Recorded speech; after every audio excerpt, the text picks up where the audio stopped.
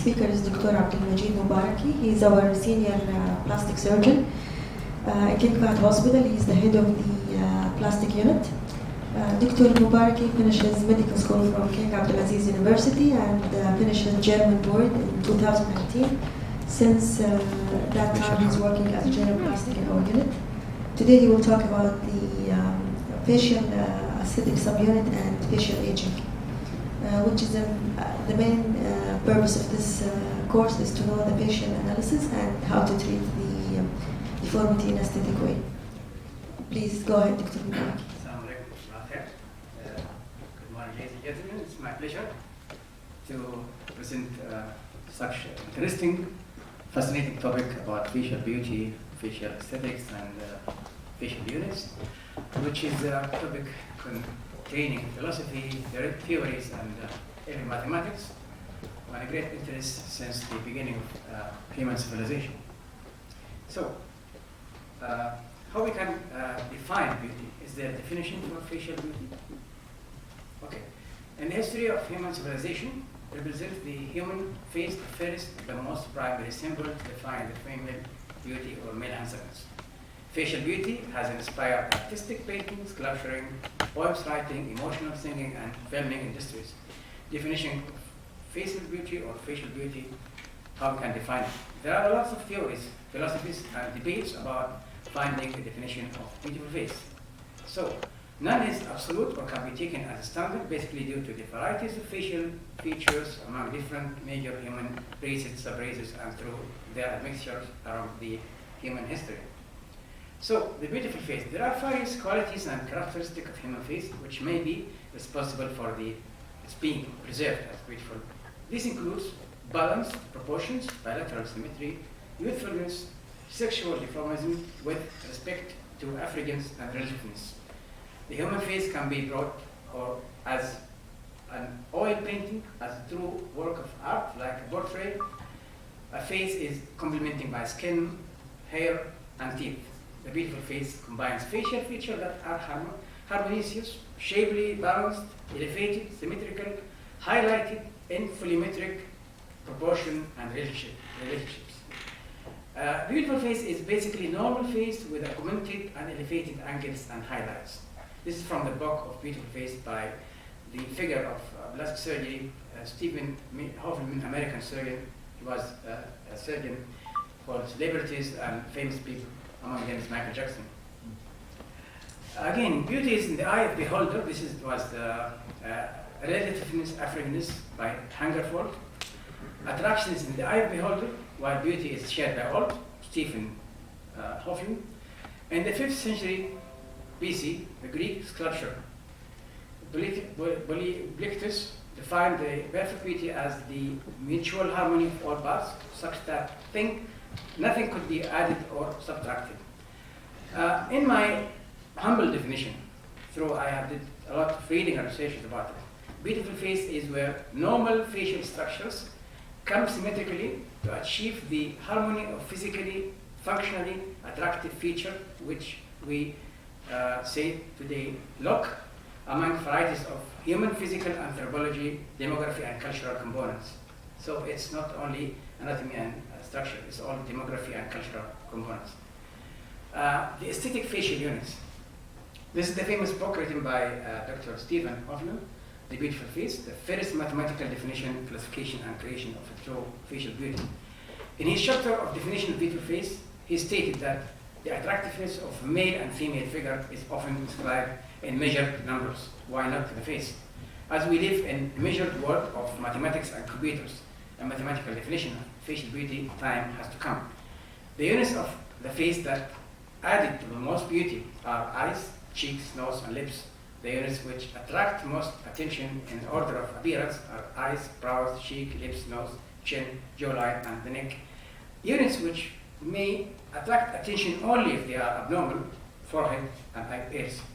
Through these researches about definition of human beautiful face, he developed the formula of A and H, angles and highlights of facial or heights of facial structure and features. He came out with the idea that the face resembles what's called the imperial egg, which is egg created by Russian jeweler. This imperial egg was a souvenir gifted to the Russian royal families 1885 to 1915.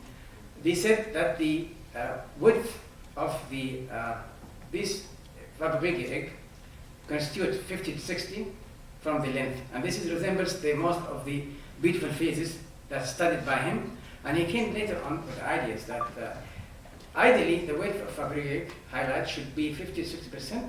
So simply the beauty of face can be visualized merely by placing and judging the position, volumes, and angle of siphon Fabergé egg on one side, which she actually pointed here, like the eyebrow, eye, cheek, jaw, and chin, and upper and lower lip. The formula of AH allow for the first time a mathematical definition of facial beauty based on 7 facial angles and 7 facial heights: forehead, nasofrontal angle, nasofacial angle, mental angle, nasolipid angle, mentoesophageal and mentomandibular angle. The egg, or what we call it later on as curves, subbrow egg, eye egg, cheekbone egg, and so on, chin egg. This is sound to be very complicated. What we consider about it is just somebody tried it on his face. The distance from the occipital to chin is twice the distance from glabella to the chin. Ear and nasal bridge are positioned at parallel angle. The angle of the line from pupil to the glabella is parallel to the line from lower lip. These things are also created by him. So another guy, he came in this field and he did a great job. He is a figure of maxillofacial surgery. His name Stephen Marquardt, and he took the idea of the golden ratio. What's the golden ratio? Golden ratio, since in ancient Greek, it's called 1 to 618, found in all things that you look as a pleasant or beautiful thing, like flower, like painting, poems, and things. And he came out with the invention of golden ratio mask, which became the Stephen Marquardt face beauty factor and considered to be essential for geometric perfection of facial harmony at that time. And that's what it says for the case. The golden ratio is known since Greek civilization, as I said. The golden ratio mask, or Stephen Marquardt mask, beauty has been used for the first time to quantify and evaluate the beauty of Grace Kelly. Grace Kelly is a former Hollywood star, celebrity actress, and she was later on the princess of Monaco. So, he face reflect ideal distance between the elements of attractive face. Overlying this mask on a beautiful face result in exact fit. The further the face deviates from the line of these pentagons, the golden mask, the less attractive the face is considered to be. Studies have found that when people are given random faces to look, the one deemed most attractive follow the proportion of golden ratio. So they are celebrities and famous from Diamond Fertitti to Angelina Jolie. They all have this ratio. So there are many tools developed since nowadays, calibrated, and each one calibrated his own way, and used by artists, sculptors, cosmetic surgeons, dermatologists, everyone dealing with face beauty. So, going history, the history of dividing face into beautiful units was from Sanskrit Greek. Da Vinci has created his third particles or thread bar, dividing the face into vertical bars. And then came a German printmaker, Albert, and he divided to four bases or four parts. And this definition called the old canon in articles, defined an old canon. So there are many things you can see. This is the old canon. This is the new canon, and this is another definition also, divided to upper 2/3 and lower 2/3. And this is the modern definition of the face unit and subunits. So unit is a component, anatomical and structural component. Inside it there is a subunit. They think that these units should be parallel, should be proportional in symmetry. And there is something called Frankfurter line, and this is mid-sagittal line. Facts. Despite all the previously mentioned fascinating experience and tools to evaluate the facial beauty, None is absolute or can be taken as standard, basically due to the varieties of facial features among different human races and subraces. The golden ratio, they call it also PHI, and their tools, and the golden ratio face mask and the neoclassical curve were found to be invalid. This is the surprising thing. Or quantifying the facial proportion according to one retrospective research done in Thailand, published 11 to 2019, using these tools among 16 Miss Universe and 16 Miss Thailand from 2001 to 2015. This is because the perception of beauty has been changed globally over the last decades among the new generations due to the booming of media, the revolutionary cosmetic and makeup industries, which emerging actually ethnical facial surgery, ethnic rhinoplasty, and so on. The gold ratio face mask appear to be significant and valid to evaluate the proportion of facial beauty among persons with one racial multi-sub-racial identity within a major race in comparison to persons with multi-different racial identities. So, beauty has no borders, no political borders, no demographical borders. So, in summary, the facial beauty or the face beauty is an integral dynamic field of interest since the beginning of history till ever. An interest that motivates all the aspects of life that leads to continuous innovation and trends in the human artistic production, the fields of cosmetic industries, aesthetic and dermatology surgery. Face beauty has no racial or ethnic border, but symmetrical proportion, structural curves and angles, smiling faces, attractive. References. Thank you. Coming to the next section, this picture, which is also related to face beauty. Face aging. So how we can define face aging and how we can say that somebody is aging. If you look at the idea, I was about to put it, but somebody will say it's a crazy idea. I was thinking to put the Mercedes-Benz 1985, Mercedes-Benz 2020. The one is preserved, the first one is elegant, everybody fall in love with it. And the new ones, maybe nobody can afford it because it's expensive. Both cars are beautiful, but how we conclude aging. Aging is not numbers, figures. Aging is structures, aging is changes, and things are continuing to be preserved. So, aging and living being is in fact physical rather than figures or numbers. Cultural and demographic ratios and beliefs affect the perception of facial aging and reaction to it. For example, in Kingdom of Saudi Arabia and Gulf countries, where 75 to 80% of the population are under 35 years of age, the awareness about youthfulness and aging is far higher than Western European countries like Germany, where about 28 to 30% of the population are above 60 years old. Sorry. Okay.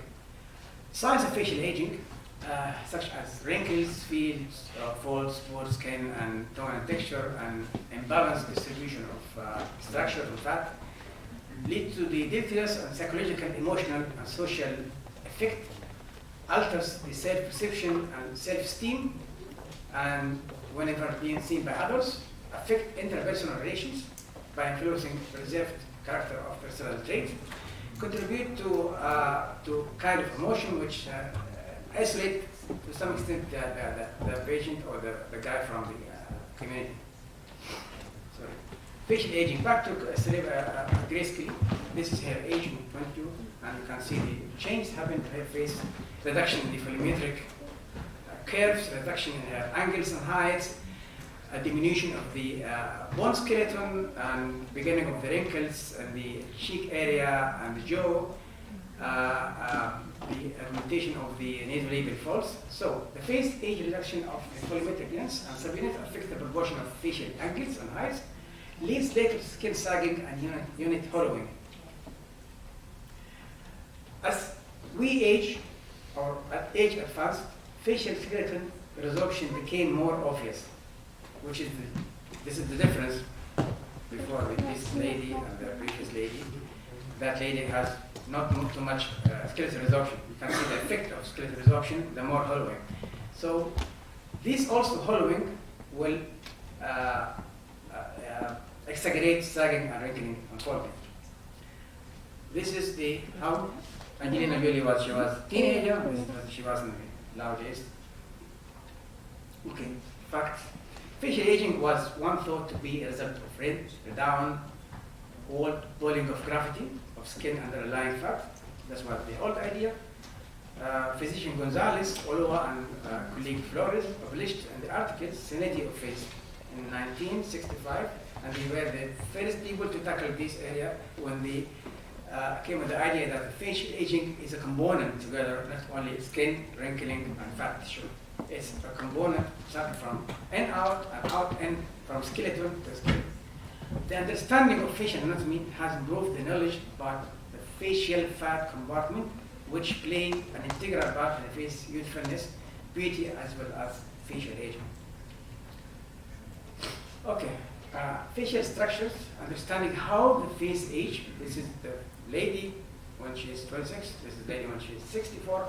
You see the diminution of the skeleton, the diminution of the fat tissues, increase the wrinkling, increase the sagging. As much as you grow up or get older up, the things will go even more hollowing. Intrinsic factors. The aging has intrinsic and extrinsic factors. Intrinsic factors giving to physiological and histological changes resulting from cellular epitosis and genetically determined processes. In the skin, examples of intrinsic or intrinsic aging including thinning epidermal tissues, decrease in Langerhans cells, variability in size and shape of epidermal cells, shortening of the capillary loops, abnormal morphology of nerve endings, and appearance of atypical nuclei. And this you can see how is the changing among age and different profiles, front, anterior, and lateral, and sides. And as age advances, the aging feature will be more pronounced and exaggerated. Extrinsic aging results from long-term exposure to environmental insults like dehydration, inadequate nutrition, temperature extremes, cold, height, and traumatic injuries, environmental toxins like cigarette smoking, ultraviolet, which is one of the most, especially in our area, although we are not exposed to sun because this is our modern life. Thickened epidermis, this will lead to thickened epidermis, flattened and dermoepidermal junction, an increase in the hyperplastic fibroblast and inflammatory infiltrates, which leads also to worsening of the situation. This is man, he look to his effect of the sunlight, effect of the factors that are extrinsic. We can see that loss of collagen, elastin will increase wrinkling and laxity. Pigmentation will be all over the face. Increased risk of DNA damage to the skin. Cancer come later on as all these changes if they're not protected or not being evaluated by clinically. This example how the ultraviolet radiation damages the skin and affect the damage of the collagen and elastin and also decrease the build-up of these things. The lady was 6 and she is 64 and see the difference now. Everything is apparent. The lady falls. Also the sagging of the lower eyelid, the hollowing, the jawline dropping. It's all effect of coming together as a component. There is something called youth triangle. In the youth, the young people, triangle base is up, the tip is down. The effects happen as the person gets aged. Aging skin. As we age, experience loss of facial glands, which results in oil reduction, contributing to less moisture skin. We lose collagen, and this can occur because the skin is no longer able to build up these things. Many factors that affecting these things are lifestyle choices or genetics also. Coming to the fat compartment, which plays an important role in the youthfulness, aging, and also facial beauty. It's around many facial compartment, and there is deep compartment, there is also a superficial compartment. The problem that is not only involving the superficial, the problem is as age advances, the deep compartment get also affected, And whenever there's a facelift surgery happen or being if bland, it will not give a good result unless combined with other interventional like injection of fat or lipofilling. Muscles also and aging. Our muscles lie beneath the facial fat pads. They are debated in motions, and with age, they are responsible for laughing, smiling, or all expression and perception. As we age, loss of facial fat combined with the gravity and repetitive muscle activity can lead to deep wrinkles in the face.